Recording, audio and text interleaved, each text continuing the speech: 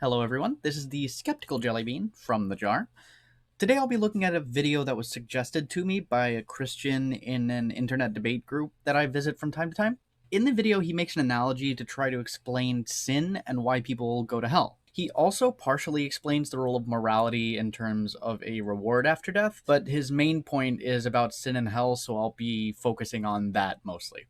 Unfortunately, the video wasn't very response friendly since it was improvised and unscripted, so there's a lot of back and forth in a stream of consciousness kind of prose. As a result, I'll just have to summarize the argument's key points and respond to it in that way. Since I wasn't able to include parts of his video in mine in any kind of interesting way, I've linked his video in the description in case you want to check it out for yourself to make sure I'm fairly representing his points and to kind of get some context. As I said, his video was done in prose, so it's not really that precise when it comes to reasoning, but I've tried my best to employ the principle of charitable listening when responding to his arguments. Let's go ahead and get into it.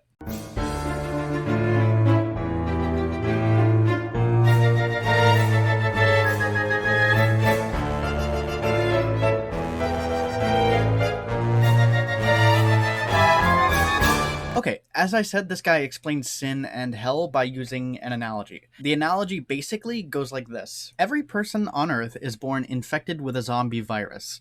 At the age of 40, the virus will become active and cause the person to die and resurrect as a Walking Dead style zombie. Basically, the flesh-eating, must-kill-everything kind of zombie. The only way to stop yourself from becoming a zombie is by getting a shot before you turn 40.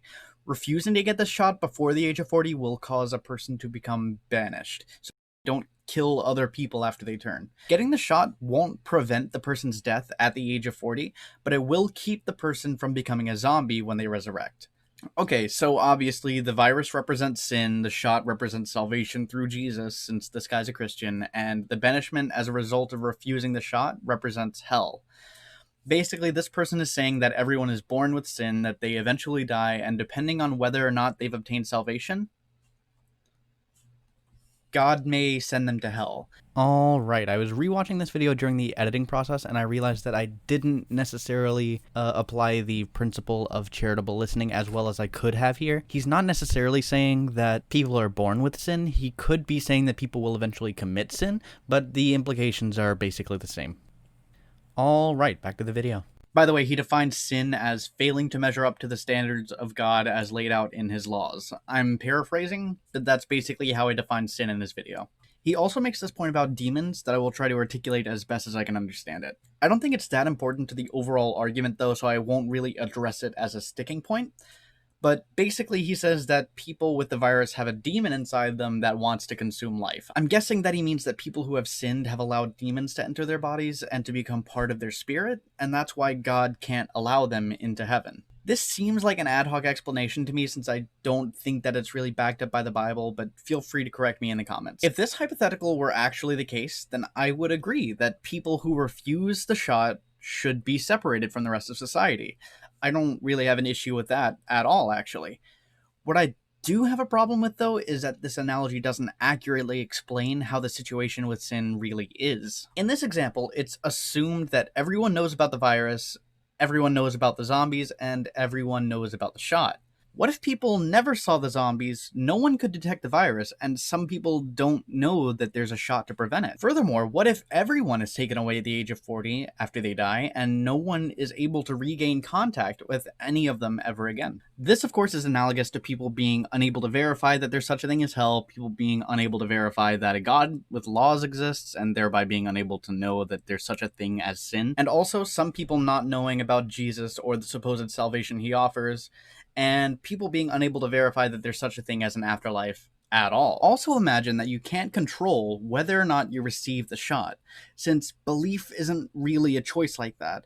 I personally have tried to force myself to believe in a god before and it didn't really work. You're either convinced or you're not convinced. I have to be convinced that there's such a thing as a god, that there's such a place as hell, and that Jesus offers some form of salvation from hell. So basically, as a person living in this society, you're born, you may or may not receive a shot, and then depending on whether or not you got the shot, you either turn into a zombie or you don't. Basically, the way this would explain a Christian reality is like this. You're born, you may or may not receive salvation depending on whether or not people can convince you of Christianity, and you may or may not go to hell depending on how lucky you were. To be honest, this is a terrible system, and any all-powerful God with the ability to change the system is evil if it leaves the system in place. But there does appear to be at least one merit to the argument that simply making it a more accurate analogy wouldn't debunk. In this argument, those who fail to receive the shot are separated from society to protect others. Basically, God sends people to hell because they're tainted with sin and he can't allow them into heaven. Probably because of the demons that the guy mentions in his video. If people are tainted with demons, and if that's a danger to the people in heaven, then God would be right to keep them out of heaven. I'm not going to assume that he thinks that hell includes eternal suffering, since that would be a harder position for him to defend. So we'll just say that hell is eternal separation from God without the eternal suffering. However, I will say that any concept of God accepted by most Christians would be able to remove demons from a person's spirit if the person is infected with demons, thereby granting salvation to everyone, so that everyone can live a happy afterlife in heaven. God is fully in control of what happens if he exists, and it takes no effort on his part to make heaven a safe place for everyone if he is indeed all-powerful. This doesn't really answer the question of why people have to go to hell, because God could just grant salvation to everyone, regardless of whether or not they were able to be convinced of the whole Christianity thing. Basically, why doesn't God have everyone take the shot? Or better yet, keep them from becoming infected with the virus in the first place? If God exists, then he makes the rules. He could make the rules such that everyone goes to heaven with no demons, so why doesn't he?